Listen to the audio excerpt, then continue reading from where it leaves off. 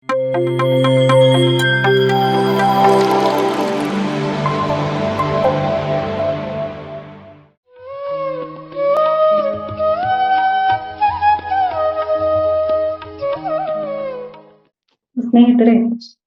ಪ್ರಾಥಮಿಕವಾಗಿ ಮಾನವೀಯ ಸ್ಥಿತಿಯಲ್ಲಿ ಸ್ವಲ್ಪ ಸ್ವಲ್ಪ ಬದಲಾವಣೆಗಳನ್ನ ಮಾಡಿಕೊಂಡ್ರೆ ನಾವು ನಮ್ಮ ಅಸ್ತಿತ್ವವನ್ನ ಕಂಡುಕೋಬಹುದು. ಆ ಸಂಗತಿಗಳು ಯಾವುವು ಅನ್ನೋದನ್ನ ಸಂಕ್ಷಿಪ್ತವಾಗಿ ತಿಳ್ಕೊಳ್ಳುವಂತಹ ಪ್ರಯತ್ನ ಮಾಡ್ತಾ ಇದ್ದೀವಿ.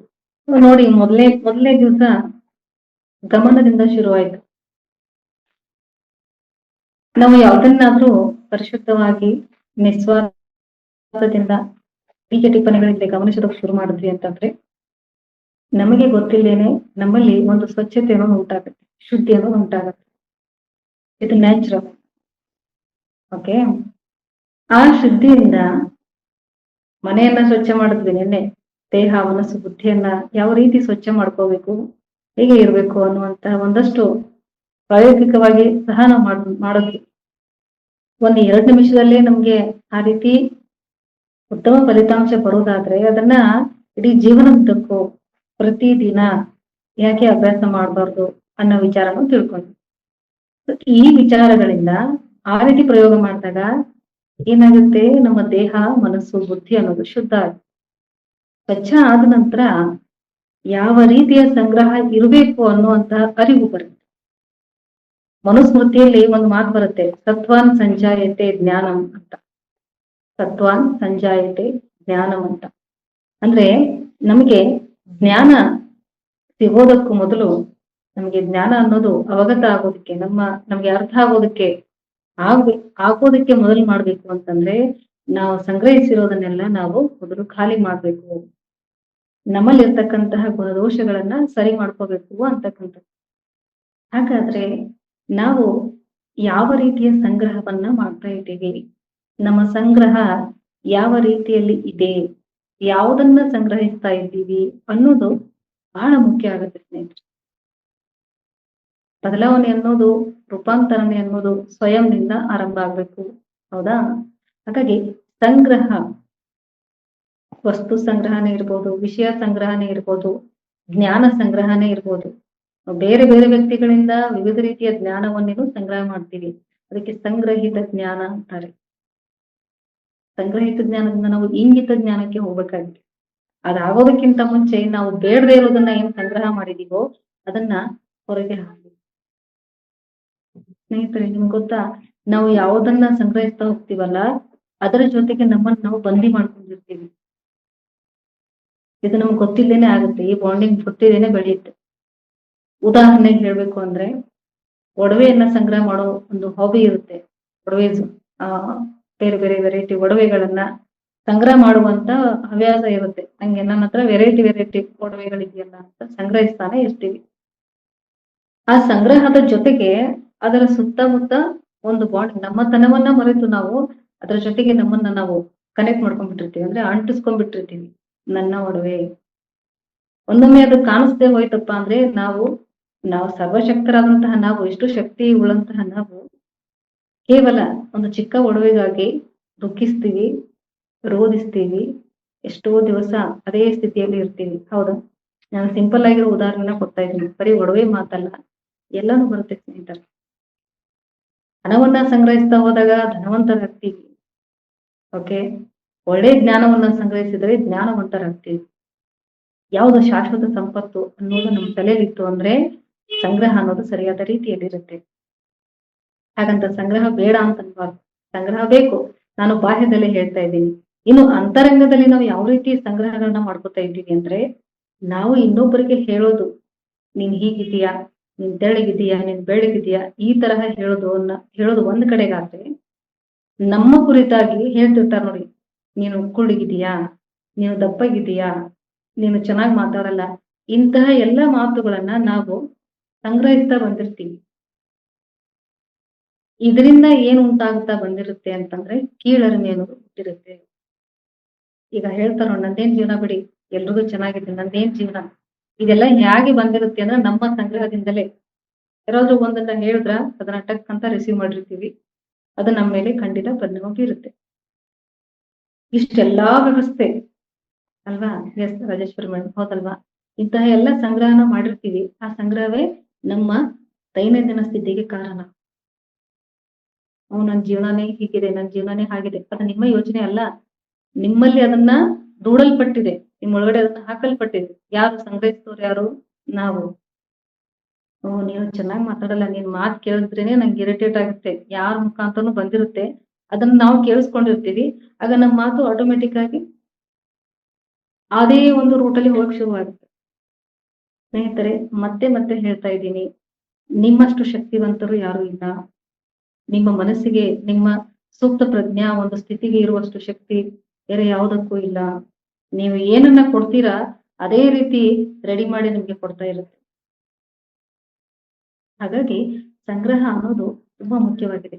ಇನ್ನೂ ಒಂದು ಸರಳವಾದಂತಹ ಉದಾಹರಣೆನ ನಿಮ್ಗೆ ಹೇಳ್ಬೇಕು ಅಂದ್ರೆ, ನಮ್ಮ ಜೀವನ ಅದ್ರ ಸುತ್ತಾನೇ ಬೆಳೀತಾ ಹೋಗುತ್ತೆ. ನಾವು ಅದಕ್ಕೆ ಸೀಮಿತವಾಗಿ ಕೆಲಸ ಮಾಡೋಕ್ ಶುರು ಮಾಡ್ತೀವಿ. ಸಹಜವಾದ ಜೀವನವನ್ನ ಬಿಟ್ಬಿಡ್ತೀವಿ. ಹಾಗೆ ಈಗ ಗೌರವ ಸನ್ಮಾನಗಳ ಹಿಂದೆ ಅಥವಾ ಗೌರವಗಳು ಸಿಗ್ಬೇಕು, ಸನ್ಮಾನ ಸಿಗ್ಬೇಕು ಅಂತ ಬಯಕೆ ಇರುತ್ತೆ. ಆ ರೀತಿ ಗೌರವ ಸನ್ಮಾನ ಸಿಗ್ತಾ ಹೋದಾಗ ಸಬ್ಕಾನ್ಸಿಯಸ್ ಮೈಂಡ್ ಅಲ್ಲಿ ಮನಸ್ಸು ಏನ್ ಹೇಳಕ್ ಶುರು ಮಾಡುತ್ತೆ, ಓಕೆ ನಿನಗೇನ್ ಬೇಕು? ಗೌರವ ಬೇಕು, ಸನ್ಮಾನ ಬೇಕು, ಹಾಲು ಹಾರ ಮತ್ತೆ ಶಾಲು ಇವೆಲ್ಲ ಬೇಕು. ನಾನು ತೀರಾ ಸಹಜವಾದಂತ ಉದಾಹರಣೆ ಹೇಳ್ತಾ ಇದ್ದೀನಿ. ಓಕೆ, ಹೀಗೆ ಸಂಗ್ರಹಿಸ್ತಾ ಹೋದ ನಂತರ ನಮ್ಗೆ ನಾವ್ ಏನ್ ಕೊಡ್ತಾ ಇದೀವಿ ಜನರಿಗೆ, ನಾವು ಇನ್ನೊಬ್ರಿಗೆ ಏನ್ ಹೇಳ್ತಾ ಇದೀವಿ ಅನ್ನೋದ್ ಕಡೆ ಗಮನ ಹೋಗಲ್ಲ. ನಾವು ಎಷ್ಟು ಸಂಗ್ರಹಿಸ್ತಾ ಇದ್ದೀವಿ, ಇನ್ನು ಯಾವ ಮಟ್ಟದಲ್ಲಿ ನಾವು ಸಂಗ್ರಹಿಸ್ಬೇಕು ಅನ್ನೋದ್ರ ಕಡೆ ಮಾತ್ರ ಗಮನ ಹೋಗುತ್ತೆ. ಆಗ ಅಲ್ಲಿ ಏನಾಗುತ್ತೆ, ಸ್ವಾರ್ಥ ಅನ್ನೋದು ಸೇರ್ಕೊಂಡ್ಬಿಡುತ್ತೆ. ಆಗ ಸ್ವಯಂ ಜ್ಞಾನ ಹೊರಟೋಗುತ್ತೆ. ಅಲ್ಲಲ್ಲಿ ತಿಳಿದುಕೊಂಡಂತಹ ಜ್ಞಾನವನ್ನ ತಗೊಂಡು ನಾವು ಹಂಚೋದಕ್ಕೆ ಶುರು ಮಾಡ್ತೀವಿ. ಆಗ ಏನಾಗುತ್ತೆ, ಸ್ವಯಂ ಅನ್ನ ಮರ್ತು ಬಿಡ್ತೀವಿ. ಹೀಗೆ ನಮ್ಮನ್ನ ನಾವು ಹೊರಗಡೆಯಿಂದಾನೇ ಬಂಧಿಸ್ಕೊಳ್ತಾ ಹೋಗ್ತಾ ಇದೀವಿ. ಸಂಗ್ರಹ ಅನ್ನೋದು ಒಂದು ರೀತಿಯ ಬಂಧನ ಆಗ್ತಾ ಹೋಗುತ್ತೆ ಸ್ನೇಹಿತರೆ. ಸಂಗ್ರಹಿಸಿರೋದನ್ನ ನೀವು ಸಂಗ್ರಹಿಸಿರೋದ್ರಿಂದ ಒಂದಷ್ಟು ಸಮಯ ದೂರ ಇದ್ದು ನೋಡಿ, ಆಗ ನೀವೆಷ್ಟು ಹಾಯಾಗಿರ್ತೀವಿ. ರಾತ್ರಿ ಎಲ್ಲ ನಿದ್ದೆ ಬರ್ತಾ ಇಲ್ಲ, ಯಾಕೆ? 10 ಬ್ಯಾಂಕ್ ಅಕೌಂಟ್ಸ್ ಇದೆ, ಹೇಗೆ ಅದನ್ನ ಮೇಂಟೈನ್ ಮಾಡೋದು? ನೋಡಿ, ನಾವೇ ಸಂಗ್ರಹಿಸಿದ್ದು, ನಮ್ಮ ಜೀವನಕ್ಕೆ ಬೇಕು ಅಂತ ಸಂಗ್ರಹಿಸಿದ್ದು, ನೆಮ್ಮದಿಗಾಗಿ ಸಂಗ್ರಹಿಸಿದ್ದು ನೆಮ್ಮದಿಯನ್ನ ಕಿತ್ಕೊಳ್ತಾ ಇದೆ. ಹಾಗಾದ್ರೆ ಸಂಗ್ರಹ ಯಾವ ರೀತಿ ಇರ್ಬೇಕು? ತೀರಾ ಅತಿಯಾಗಿ ಸಂಗ್ರಹವೂ ಬೇಡ, ತೀರಾ ಕಡಿಮೆ ಸಂಗ್ರಹವೂ ಬೇಡ, ಮಧ್ಯ ಮಾರ್ಗವನ್ನ ಅನುಸರಿಸ್ತಾ ಇರ್ಬೇಕು. ಸ್ನೇಹಿತರೆ, ಒಳ್ಳೊಳ್ಳೆ ಜ್ಞಾನವನ್ನ ಸಂಗ್ರಹಿಸೋಣ. ಜ್ಞಾನ ಅನ್ನೋದು ಅಲ್ಟಿಮೇಟ್ ಸಂಪತ್ತು. ಅದನ್ನ ನಮ್ಮಿಂದ ಯಾರು ಕಿತ್ಕೊಳಕ್ಕಾಗಲ್ಲ. ಮತ್ತೆ ಅದನ್ನ ಸಂಗ್ರಹಿಸ್ತಾ ಹೋದ ಹಾಗೆ ನಾವು ಒಳಗಿನಿಂದಲೂ ಸಹಿತ ಸಾತ್ವಿಕ ಭಾವದಲ್ಲಿ ರೆಡಿ ಆಗ್ತಾ ಹೋಗ್ತೀವಿ. ಅದು ನಮ್ಮ ವ್ಯಕ್ತಿತ್ವದಿಂದ ನಮ್ಮ ಅಸ್ತಿತ್ವವನ್ನ ತೋರಿಸೋದಕ್ಕೆ ಶುರು ಮಾಡುತ್ತೆ. ನಾವು ಒಳ್ಳೊಳ್ಳೆ ಪ್ರಾಪರ್ಟಿಯನ್ನ ಸಂಗ್ರಹಿಸ್ತಾ ಹೋದ್ವಿ, ಇಲ್ಲ ಒಳ್ಳೆ ಕಾರ್ ಸೆಲೆಕ್ಷನ್ ಬೇಕು ನಮ್ಗೆ, ಒಳ್ಳೆ ಕಾರನ್ನ ಸಂಗ್ರಹಿಸ್ತಾನೆ ಹೋದ್ವಿ ಅಂತಂದ್ರೆ ಜೀವನದುದ್ದಕ್ಕೂ ನಮ್ಗೆ ಊಟ ಮಾಡ್ಬೇಕಾದ್ರು ಕಾರೇ ನೆನಪಾಗುತ್ತೆ. ರಾತ್ರಿ ಮಲಗಿರೋ ಸಮಯದಲ್ಲೂ ಕಾರ್ಗಳೇ ಬರ್ತವೆ ಕನಸಿನಲ್ಲಿ, ಬೇರೆ ಏನೂ ಬರಲ್ಲ. ಯಾವುದನ್ನ ಸಂಗ್ರಹಿಸ್ತಾ ಇದ್ದೀವೋ ಅದೇ ನಾವಾಗ್ತೀವಿ. ಆಗ ಏನಾಗುತ್ತೆ, ಜೀವನದ ಕೊನೆಯ ಕ್ಷಣಗಳಲ್ಲಿ, ಉಸಿರನ್ನ ಅಂತಿಮ ಕ್ಷಣಗಳಲ್ಲಿ ನಮ್ಗೆ ಗೊತ್ತಾಗುತ್ತೆ, ನಾನು ಇಲ್ಲಿವರೆಗೂ ಏನ್ ಸಂಗ್ರಹ ಮಾಡಿದ್ದೆ, ಯಾವುದನ್ನ ಸಂಗ್ರಹ ಮಾಡ್ಬೇಕಾಗಿತ್ತು. ಕಲೆಕ್ಟ್ ಏನ್ ಚೆನ್ನಾಗಿ ಕಾಣಿಸುತ್ತೋ ಎಲ್ಲವನ್ನ ಕಲೆಕ್ಟ್ ಮಾಡೋದೇ ಮಾಡೋದು. ನಾವು ವಸ್ತುಗಳನ್ನ ಹೇಗ್ ಕಲೆಕ್ಟ್ ಮಾಡ್ತೀವೋ ಅದೇ ತರಹ ಎಲ್ಲವನ್ನ ನೋಡ್ತಾ ಇರ್ತೀವಿ, ಅದನ್ನ ಸಂಗ್ರಹಿಸ್ತಾನೆ ಇರ್ತೀವಿ ಒಳಗಡೆ. ಅದಕ್ಕೆ ಪತ್ರಿ ಸರ್ ಹೇಳಿದ್ದು 3 ಗಂಟೆ ಧ್ಯಾನ ಮಾಡಿ ಕಣ್ಮುಚ್ಚಿ ಕೂತ್ಕೊಳ್ಳಿ ಅಂತ ಹೇಳಿದ್ ಯಾಕೆ?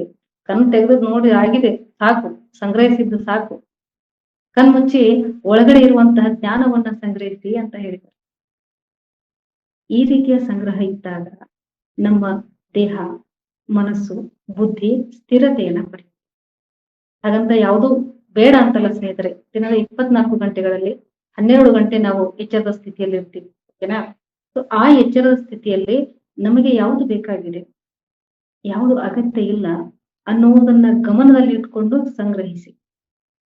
ತುಂಬಾ ಮುಖ್ಯವಾದಂತಹ ವಸ್ತುಗಳು ಅದನ್ನ ಇಟ್ಕೊಳ್ಳಿ. ತುಂಬಾ ಮುಖ್ಯವಾದಂತಹ ವ್ಯಕ್ತಿತ್ವಗಳು, ತುಂಬಾ ಮುಖ್ಯವಾದಂತಹ ಸಂಬಂಧಗಳು, ಎಲ್ಲರ ಜೊತೆಗೆ ಸ್ನೇಹ ಭಾವ ಇರಲಿ, ಆದ್ರೆ ಅಲ್ಲಿ ಸ್ವಾರ್ಥ ಬೇಡ.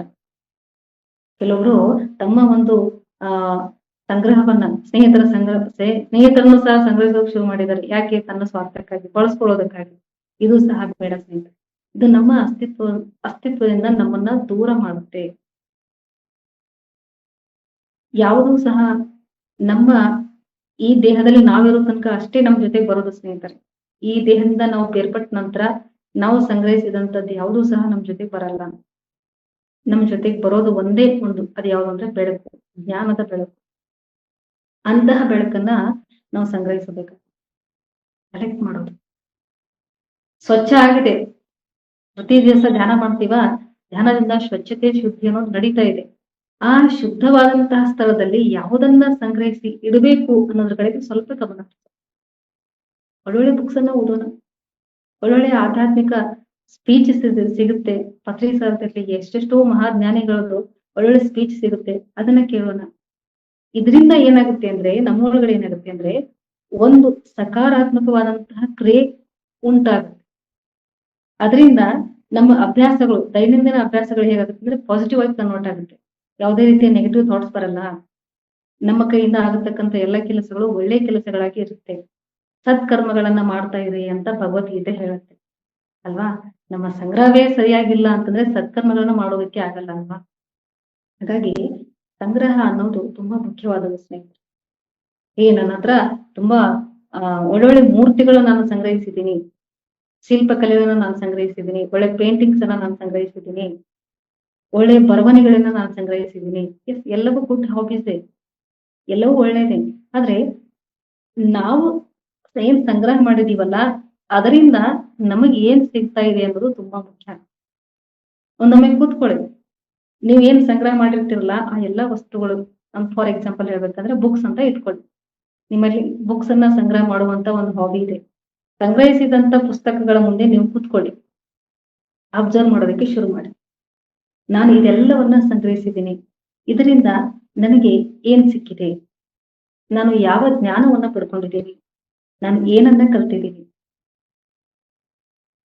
ಇಲ್ಲ ಒಂದು 100 ಕಾರನ್ನ ಸಂಗ್ರಹ ಮಾಡಿದೀವ, ಅವುಗಳ ಮುಂದೆ ನಿಂತ್ಕೊಂಡು ಒಂದ್ಸತಿ ನೋಡಿ, ನಾನು ಏನ್ ಸಂಗ್ರಹ ಮಾಡಿದ್ದೀನಿ, ಇವುಗಳಿಂದ ನನಗೆ ಏನ್ ಸಿಕ್ಕಿದೆ, ನನ್ನಿಂದ ಇವುಗಳಿಗೆ ಏನ್ ಸಿಕ್ಕಿದೆ. ಹಾಗಾಗಿ ಸ್ನೇಹಿತರೆ, ಅಗತ್ಯವಾದುದನ್ನ, ಅವಶ್ಯಕತೆ ಇರುವುದನ್ನ, ಅನಿವಾರ್ಯವಾಗಿ ಬೇಕಾಗಿರುವುದನ್ನ ಸಂಗ್ರಹಿಸಿ. ಅನಗತ್ಯವಾದದನ್ನ ಸಂಗ್ರಹಿಸಲಿಕ್ಕೆ ಹೋಗ್ಬೇಡಿ.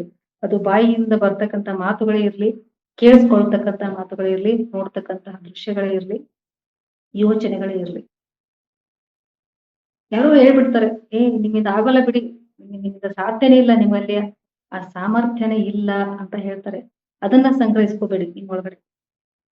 ಒಂದು ಚಿಕ್ಕ ವಿಚಾರ, ಒಂದು ಚಿಕ್ಕ ಆಲೋಚನೆ ಇನ್ನೊಬ್ಬರು ಹೇಳಿದ್ದನ್ನ ನೀವು ಸಂಗ್ರಹ ಮಾಡ್ಕೊಂಡ್ರಿ ಅಂದ್ರೆ ಅದು ಬೆಳೀತಾ ಹೋಗುತ್ತೆ. ಬೆಳೀತಾ ಹೋದ ನಂತರ ಏನಾಗುತ್ತೆ ಅಂದ್ರೆ, ಅದೇ ಯೋಚನೆ ಬೃಹತ್ ಆಕಾರವನ್ನ ಪಡ್ಕೊಂಡ ನಂತರ ನಿಮ್ಮಲ್ಲಿರ್ತಕ್ಕಂಥ ಆತ್ಮಸ್ಥೈರ್ಯವನ್ನ, ಸಾಮರ್ಥ್ಯವನ್ನ ಕುಗ್ಗಿಸ್ತಾ ಹೋಗುತ್ತೆ. ಮನೋದೌರ್ಬಲ್ಯ ಅನ್ನೋದು ಉಂಟಾಗುತ್ತೆ. ಈ ಮನೋದೌರ್ಬಲ್ಯದಿಂದ ಯಾವ ಕೆಲಸ ಮಾಡಕ್ ಹೋದ್ರು ಅದು ಯಶಸ್ವಿ ಅನ್ನೋದು ಸಿಗೋದಿಲ್ಲ. ಹೇಳ್ತಾರ ನೋಡಿ, ಏನೇ ಮಾಡಕ್ ಹೋದ್ರು ಆಗ್ತಾ ಇಲ್ಲ ಸರ್, ಏನೇ ಮಾಡಕ್ ಹೋದ್ರು ಆಗ್ತಾ ಇಲ್ಲ ಮೇಡಮ್, ಇಷ್ಟೇ ಧ್ಯಾನ ಮಾಡ್ತಾ ಇದ್ದೀವಿ. ಯಾಕೆ ನಿಮ್ ಒಳಗಡೆ ಆ ರೀತಿ ಪ್ರೋಗ್ರಾಮ್ ಮಾಡ್ಕೊಂಡಿದ್ದೀರಾ, ನನ್ನಿಂದ ಆಗಲ್ಲ, ನನ್ ಜೀವನದಲ್ಲಿ ಒಳ್ಳೇದ್ ಆಗೋದೇ ಇಲ್ಲ ಅಂತ ನೀವು ಅನ್ಕೊಂಡ್ಬಿಟ್ಟಿದ್ದೀರಾ. ಆ ಸಂಗ್ರಹ ಇದೆ, ಅದನ್ನ ಖಾಲಿ ಮಾಡ್ಬಿಡಿ. ಒಂದ್ಸತಿ ಎಲ್ಲಾನು ಕ್ಲೀನ್ ಆಗಿ ಖಾಲಿ ಮಾಡಿದ ನಂತರ ಅವಾಗ ನಿಮ್ಮನ್ನ ನೀವು ನೋಡ್ಕೊಳ್ಳಿ, ಎಷ್ಟು ಶುದ್ಧವಾಗಿರ್ತೀರ, ಎಷ್ಟು ಶಕ್ತಿವಂತರಾಗಿರ್ತೀರ. ಹಾಗಾಗಿ ದಿನದ ಮುಂಜಾವಿನ ಒಂದು ಪ್ರಾರಂಭ ಹೇಗಿರ್ಬೇಕು ಅಂತಂದ್ರೆ, ಬಹಳಷ್ಟು ಶುಭ್ರವಾಗಿರ್ಬೇಕು, ಸ್ವಚ್ಛವಾಗಿರ್ಬೇಕು, ಸಂಗ್ರಹದ ಕಡೆಗೆ ಒಂದಷ್ಟು ಗಮನ ಇರ್ಬೇಕು. ಏನನ್ನ ಸಂಗ್ರಹಿಸ್ತಾ ಇದ್ದೀವಿ, ಮಾತುಗಳನ್ನ ಸಂಗ್ರಹಿಸಕ್ ಹೋಗ್ಬಿಡಿ ಸ್ನೇಹಿತರೆ. ಎಂತಹ ಮಾತುಗಳನ್ನ ಸಂಗ್ರಹಿಸಬೇಕು ಅಂತಂದ್ರೆ, ಪತ್ರಿಜಿಸ್ತಾರ್ ಅವರು ಏನ್ ಹೇಳ್ತಾರಲ್ಲ, ಜ್ಞಾನದ ಮಾತುಗಳು, ಅಂತಹ ಮಾತುಗಳನ್ನ ಸಂಗ್ರಹಿಸಿ. ಜ್ಞಾನಿಗಳ ಮಾತನ್ನ ಸಂಗ್ರಹಿಸಿ. ಅಜ್ಞಾನಿಗಳ ಮಾತನ್ನ ಸಂಗ್ರಹಿಸಿದ್ರೆ ಅಜ್ಞಾನಿಗಳೇ ಆಗ್ತೀವಿ. ಸುಜ್ಞಾನಿಗಳ ಮಾತನ್ನ ಸಂಗ್ರಹಿಸಿದ್ರೆ ಸುಜ್ಞಾನಿಗಳಾಗ್ತೀವಿ. ಋಷಿಯ ಮಾತನ್ನ ಸಂಗ್ರಹಿಸಿದರೆ ಋಷಿಗಳೇ ಆಗ್ತೀವಿ. ಬ್ರಹ್ಮರ್ಷಿಗಳ ಮಾತನ್ನ ಸಂಗ್ರಹಿಸಿದರೆ ಬ್ರಹ್ಮರ್ಷಿಗಳೇ ಆಗ್ತೀವಿ. ಯಾಕೆ? ಆ ಸಂಗ್ರಹ ಅನ್ನೋದು ನಮಗೆ ದಾರಿ ತೋರಿಸುತ್ತೆ. ಇಷ್ಟೆಲ್ಲ ಸಂಗ್ರಹ ಆಗಿದೆ, ಆಗ ಒಳಗಿಂದ ಇಂಟ್ಯೂಷನ್ ಬರಕ್ ಶುರು ಆಗುತ್ತೆ, ನಾನು ಏನಾದ್ರು ಮಾಡ್ಬೇಕಲ್ಲ, ನನ್ನಲ್ಲಿ ಆ ಸಾಮರ್ಥ್ಯ ಇದೆಯಲ್ಲ. ಹೀಗೆ ಎಷ್ಟೋ ಜನ ಮಹಾತ್ಮರು ದಾರಿ ಕಂಡ್ಕೊಂಡಿದ್ದಾರೆ. ಅಷ್ಟೇ ಯಾಕೆ, ನಮ್ಮ ಈ ಪಿರಮಿಡ್ ಸ್ಪಿರಿಚುವಲ್ ಸೊಸೈಟೀಸ್ ಮೂವ್ಮೆಂಟ್ ಸಂಸ್ಥೆಯಲ್ಲಿ ಇಂತಹ ಒಳ್ಳೆಯ ಸಂಗ್ರಹದಿಂದ ಎಷ್ಟೋ ಸಾಧನೆಯನ್ನ ಮಾಡಿದವರಿದ್ದಾರೆ ಅಲ್ವಾ? ಹಾಗಾಗಿ ಸ್ನೇಹಿತರೆ, ತತ್ವ ಜ್ಞಾನವನ್ನ ಸಂಗ್ರಹಿಸೋಣ. ಒಳ್ಳೊಳ್ಳೆ ಬುಕ್ಸ್ ಇದೆ. ಅದಕ್ಕೆ ಸರ್ ಹೇಳಿದ್ದು ಸ್ವಾಧ್ಯಾಯ ಅಂತ ಹೇಳ್ತಾರೆ. ಮತ್ತೆ ಸಜ್ಜನ ಸಾಂಗತ್ಯ. ಸತ್ಯದಲ್ಲಿ ಇರುವವರ ಜೊತೆಗೆ ನೀವು ಸಂಘ ಮಾಡಿದ್ರಿ ಅಂತಂದ್ರೆ ಒಳ್ಳೆಯ ಸಂಗ್ರಹ ಅಂತೂ ಶುರುವಾಗುತ್ತೆ. ಒಳ್ಳೆಯ ಆಲೋಚನೆ ಬರುತ್ತೆ. ಆಲೋಚನೆ, ಸುಲೋಚನ ಅಂದ್ರೆ ಏನು? ಆಲೋಚನೆ ಎಲ್ಲವೂ ಒಳ್ಳೇದೆ. ಕೆಟ್ಟದ್ದನ್ನೋದು ಯಾವಾಗ ಆಗುತ್ತೆ ಅಂದ್ರೆ ನಾವು ಅದನ್ನ ಕೆಟ್ಟದ್ದನ್ನಾಗಿ ತಗೊಂಡಾಗ. ಕೆಟ್ಟದ್ದನ್ನೋದು ಯಾವುದು ಇಲ್ಲ ಸ್ನೇಹಿತರೆ. ಹಾಗಾಗಿ ಇದು ತುಂಬಾ ಸಾಧಾರಣ ವಿಷಯನೇ ಇರ್ಬೋದು. ಏನಪ್ಪಾ ಸಂಗ್ರಹದ ಬಗ್ಗೆ ಮಾತಾಡ್ತಾ ಇದ್ದಾರೆ, ಇಷ್ಟು ನಾರ್ಮಲ್ ಆಗಿರುವಂತಹ ವಿಚಾರ ಅಷ್ಟು ದೊಡ್ಡ ಮಟ್ಟದಲ್ಲಿ ಕನೆಕ್ಟಿವಿಟಿ ಆಗುತ್ತೆ ಅಂತ ನಿಮ್ಗೆ ಅನಿಸ್ಬೋದು. ಮೊದಲಿನ ತರಗತಿಯಿಂದ ಇನ್ ಜಾಯಿನ್ ಆಗ್ತಾ ಇದ್ದೀರಲ್ಲ, 21 ದಿನವೂ ಸಹಿತ 21 ದಿನ ಪ್ರತಿ ದಿನ ನೀವು ಜಾಯಿನ್ ಆಗ್ತಾ ಹೋದ್ರಿ ಅಂತಂದ್ರೆ ಒಂದು ವಿಷಯ ಕನೆಕ್ಟ್ ಆಗಿರುತ್ತೆ ಸ್ನೇಹಿತರೆ. ಆಗ ಅಷ್ಟೇ ನಿಮ್ಗೆ ಅರ್ಥ ಆಗೋದಕ್ಕೆ ಸಾಧ್ಯ. ನೀವು ಒಂದು ದಿನ ತರಗತಿಯನ್ನ ಮಿಸ್ ಮಾಡಿದ್ರೆ ಇವತ್ತಿನ ವಿಷಯ ನಿಮಗೆ ಅರ್ಥ ಆಗೋದಿಲ್ಲ. ನಾನು ಅದಕ್ಕೆ ಮೊದಲೇ ಹೇಳಿದ್ದು ಗಮನಿಸುವಿಕೆಯಿಂದ ಆರಂಭ ಮಾಡಿದ್ದೀವಿ. ಗಮನವನ್ನೇ 2 ದಿವಸ ತಿಳ್ಕೊಂಡ್ವಿ. ಅಷ್ಟು ಶುದ್ಧವಾದಂತ ಗಮನ ಇದ್ದಾಗ ಸ್ವಚ್ಛತೆ ಅನ್ನೋದು ನ್ಯಾಚುರಲ್ ಆಗಿ ಸಿಕ್ಬಿಡುತ್ತೆ. ಹಾಗೆ ಸ್ವಚ್ಛವಾದಂತಹ ನಿಮ್ಮ ದೇಹ, ಮನಸ್ಸು, ಬುದ್ಧಿಯಲ್ಲಿ ಯಾವುದನ್ನ ಇಡಬೇಕು ಅನ್ನುವಂತಹ ಮುಂದಿನ ಟಾಪಿಕ್ ಏನು ಅದನ್ನ ನಾಳೆ ಹೇಳ್ತೀವಿ. ಇದಕ್ಕೆ ರಿಲೇಟ್ ಆಗಿ ಇರೋದೇ ಇದೆ. ಹಾಗಾಗಿ ನಿಮ್ಮ ಜೀವನ ಇರೋದು ಯಾವುದಕ್ಕೆ ಅಂದ್ರೆ ಜೀವಿಸೋದಕ್ಕೆ, ಸಂಗ್ರಹಿಸೋದಕ್ಕಲ್ಲ ಸ್ನೇಹಿತರೆ. ಅಂದಂದಿನ ಊಟವನ್ನ ಅಂದಂದೇ ಮಾಡ್ತೀವಿ. ಯಾಕೆ? ಇವತ್ತು ಬೇಡ ಬಿಡು, ಇವತ್ತು ಮಾಡಿರೋ ಅಡಿಗೆನ ಸಂಗ್ರಹ ಮಾಡೋಣ, ನಾಳೆ ಊಟ ಮಾಡಿದ್ರೆ ಆಯ್ತು ಅಂತ ಅನ್ಕೊಂಡ್ಬಿಡಿ. ಏನಾಗುತ್ತೆ? ಮಾಡಿರುವಂತಹ ಅಡಿಗೆ ಹಾಳಾಗುತ್ತೆ. ನಾಳೆ ಊಟಕ್ಕೆ ಅದು ಉಪಯೋಗ ಆಗುದಿಲ್ಲ. ಹಾಗಾಗಿ ಹಳಸಿದ ವಿಚಾರಗಳು ಬೇಡ, ಕೆಟ್ಟು ಹೋದಂತಹ ವಸ್ತುಗಳು ಬೇಡ, ಉಪಯೋಗಕ್ಕೆ ಬರದೇ ಇರ್ತಕ್ಕಂತಹ ಬಟ್ಟೆ ಬೇಡ. ಇಂಥದ್ದೆಲ್ಲ ಬೇಡ ಬೇಡ ಬೇಡ ಅಂತ ಇರುವಾಗ ಯಾಕೆ ಅದನ್ನ ಸಂಗ್ರಹಿಸೋದು? ಹಾಗೆ ಸಂಗ್ರಹಿಸೋದ್ರಿಂದ ನಷ್ಟ ಯಾರಿಗೆ ಹೇಳಿ? ನಮಗೆ ಅಲ್ವಾ? ಹಾಗಾಗಿ ಸ್ನೇಹಿತರೆ, ಯಾವುದು ನಮಗೆ ಬೇಕಾಗಿದೆ ಒಮ್ಮೆ ಕೂತು ಯೋಚನೆ ಮಾಡಿ. ಸಮಯ ತುಂಬಾನೇ ಇದೆ, ಸಮಯ ಇಲ್ಲ ಅಂತ ಹೇಳಲಿಕ್ಕೆ ಹೋಗ್ಬಾರ್ದು. ತುಂಬಾನೇ ಸಮಯ ಇದೆ. ಒಂದೊಮ್ಮೆ ನೀವು ನಿಮ್ ಬಗ್ಗೆ ತಿಳ್ಕೊಳ್ಳೋದಕ್ಕೆ ಶುರು ಮಾಡಿದ್ರಿ ಅಂತಂದ್ರೆ ಸಮಯ ತುಂಬಾ ಇದೆ ಅಂತ ಅನ್ಸುತ್ತೆ. ಆಗ ಸಮಯ ಕಳೆಯುವಂತ ಒಂದು ವ್ಯರ್ಥತೆಗೆ ನೀವು ಹೋಗಲ್ಲ. ಹಾಗಾಗಿ ನಮ್ಮ ಒಳಗಡೆ ಆಲ್ರೆಡಿ ಏನು ಸಂಗ್ರಹ ಆಗಿದೆಯೋ ಅದನ್ನ ಖಾಲಿ ಮಾಡೋದಕ್ಕೆ ಪ್ರಯತ್ನ ಮಾಡೋಣ. ಯಾರೇ ಹೇಳಿ ಸ್ನೇಹಿತರೆ, ಯಾವ ಮಾಸ್ಟರೇ ಹೇಳಿ, ಯಾರೇ ಮಹಾತ್ಮರೇ ಹೇಳಿ, ಮೊದಲು ಅವ್ರು ಹೇಳೋದೇನು? ನಿನ್ನನ್ನು ನೀನು ಶುದ್ಧಿ ಮಾಡ್ಕೋ. ಶುದ್ಧಿ ಮಾಡ್ಕೋಬೇಕಂದ್ರೆ ಏನು? ಈಗಾಗಲೇ ಸಂಗ್ರಹಿಸಿರೋದನ್ನ ನಾವು ಖಾಲಿ ಮಾಡ್ಬೇಕು. ನಿಮ್ಗೆ ಒಂದು ಉದಾಹರಣೆ ತೋರಿಸ್ಬೇಕು ಅಂದ್ರೆ, ನಾನು ಸುಮಾರು ಸತಿ ಇದೇ ಒಂದು ಎಕ್ಸಾಂಪಲ್ ಅನ್ನ ಎಲ್ಲರಿಗೂ ಕೊಡ್ತಾ ಇರ್ತೀನಿ. Simple example. ಒಂದು ಗ್ಲಾಸ್ ಇದೆ. ಓಕೆ, ಇದನ್ನ ಪತ್ರಿ ಸರ್ ಕೂಡ ಹೇಳ್ತಾರೆ. ಒಂದು ಗ್ಲಾಸ್ ಅಲ್ಲಿ ಆಲ್ರೆಡಿ ನೀರಿದೆ. ಇದರಲ್ಲಿ ಮತ್ತೊಂದೇನಾದ್ರೂ ನೀವು ಹಾಕ್ಬೇಕು ಅಂತಂದ್ರೆ ಇದು ಖಾಲಿ ಆಗ್ಬೇಕಲ್ಲ. ಸಂಗ್ರಹಿಸಿರೋದು ಖಾಲಿ ಆದಾಗ್ಲೇ ಹೊಸತು ಅನ್ನೋದು ಬಂದು ಸೇರ್ಕೊಳ್ಳುತ್ತೆ, ಇರೋದಕ್ಕೆ ಅವಕಾಶ ಆಗುತ್ತೆ, ಸೇರ್ಕೊಳ್ಳೋದಕ್ಕೆ ಸ್ಥಳಾವಕಾಶನಾದ್ರೂ ಬೇಕು. ಹಾಗಾಗಿ ಇದು ಆಲ್ರೆಡಿ ನಮ್ಮ ಮೈಂಡ್ ರಶ್, ತುಂಬಾ ಗದ್ದಲ ಇದೆ ಒಳಗಡೆ, ತುಂಬಾ ತುಂಬ್ಕೊಂಡ್ಬಿಟ್ಟಿದೀವಿ. ಅದು ಖಾಲಿ ಆದಾಗ ಹೊಸತು ಜ್ಞಾನ ಇರ್ಲಿ, ಹೊಸತು ಯೋಜನೆಗಳಿರ್ಲಿ, ಹೊಸತು ವಿಚಾರಗಳಿರ್ಲಿ ಬರೋದಕ್ಕೆ ಶುರು ಆಗುತ್ತೆ. ಹಾಗಾಗಿ ಸುಮ್ಮನೆ ಕೂತಿರಿ. ಎಲ್ಲಿ ಕೂತಿರ್ತೀರ? ದಿನದ ಒಂದಷ್ಟು ಸಮಯದಲ್ಲಿ ನಿಮ್ಗೆ ಫ್ರೀ ಟೈಮ್ ಸಿಕ್ಕಾಗ ನಿಮ್ಮ ಮನೆಯ ಟೆರೆಸ್ ಮೇಲೋ ಅಥವಾ ಪಾರ್ಕ್ ಅಲ್ಲೋ ಅಥವಾ ಒಂದು ರೂಮ್ ನಲ್ಲೋ, ದೇವರ ಮನೆಯಲ್ಲೋ, ಎಲ್ಲೋ ಒಂದ್ ಕಡೆ ಸುಮ್ಮನೆ ಕೂತು ನಿಮ್ಮನ್ನ ನೀವು ಅಬ್ಸರ್ವ್ ಮಾಡೋದಕ್ಕೆ ಶುರು ಮಾಡಿ. ಅವಾಗ ಇದು ಎಲ್ಲ ಘಟಿಸುತ್ತೆ. ಹಬ್ಬ, ನಾನು ಎಂಥದ್ದನ್ನೆಲ್ಲ ಸಂಗ್ರಹ ಮಾಡಿದ್ದೀನಿ. ಸ್ನೇಹಿತರೆ, ಕೊನೆಯದಾಗಿ ಒಂದು ಮಾತು ಹೇಳ್ತೀನಿ. ಮರೆವು ಅನ್ನೋದನ್ನ ನಮ್ಗೆ ದೇವರು ಯಾಕೆ ಕೊಟ್ಟಿದ್ದು ಗೊತ್ತಾ? ಯೂನಿವರ್ಸ್ ನಮ್ಗೆ ಆ ಶಕ್ತಿಯನ್ನು ಯಾಕೆ ಕೊಟ್ಟಿದೆ ಗೊತ್ತಾ? ಒಂದೊಮ್ಮೆ ಈ ಮರೆವು ಅನ್ನೋದು ಇರ್ಲಿಲ್ಲ ಅಂತಂದ್ರೆ ನಾವು ಸಂಗ್ರಹಿಸಿರ್ತಕ್ಕಂಥದ್ದು ಎಲ್ಲವೂ ಪ್ರತಿ ಕ್ಷಣ ಮರುಕಳಿಸ್ತಾ ಇತ್ತು. ಆಗ ನಮಗೆ ನೆಮ್ಮದಿಯಾಗಿ ಜೀವಿಸೋದಕ್ಕೆ ಆಗ್ತಿರ್ಲಿಲ್ಲ. ನಾವೇ ನಮ್ಮಿಂದಾನೇ ಎಷ್ಟೋ ತಪ್ಪುಗಳಾಗಿರುತ್ತೆ, ಎಷ್ಟೋ ತಪ್ಪು ಮಾತುಗಳನ್ನ ಮಾತಾಡಿರ್ತೀವಿ, ಅದೆಲ್ಲವನ್ನ ಮರ್ತಿರ್ತೀವಿ. ನಮ್ಮ ಮರೆವು ಅನ್ನೋದು ಇದೆ ಅಂತಾನೆ ನಾವು ಮತ್ತೆ ಮತ್ತೆ ಹೊಸತನವನ್ನ ಕಂಡ್ಕೊತಾ ಇದ್ದೀವಿ. ಹಾಗಾಗಿ ಆ ಒಂದು ಶಕ್ತಿ ದುರ್ಬಳಕೆ ಆಗ್ಬಾರ್ದಲ್ಲ. ಪ್ರಕೃತಿ ಕೊಟ್ಟಂತಹ ಅಮೂಲ್ಯ ಶಕ್ತಿ ಅದು ಮರೆವು ಅನ್ನೋದು. ಹಾಗೆ ನೆನಪು ಅನ್ನೋದು ಸಹ, ಜ್ಞಾಪಕ ಶಕ್ತಿ ಅನ್ನೋದು ಸಹ. ಇವೆಲ್ಲ ಹೆಚ್ಚು ವೃದ್ಧಿ ಆಗೋದು ಯಾವಾಗಪ್ಪ ಅಂದ್ರೆ ಸಂಗ್ರಹವನ್ನ ಕಡಿಮೆ ಮಾಡ್ಕೊಂಡಾಗ.